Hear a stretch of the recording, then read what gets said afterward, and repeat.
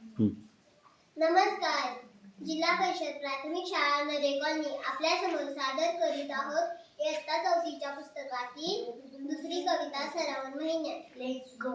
सरावन महिन्यात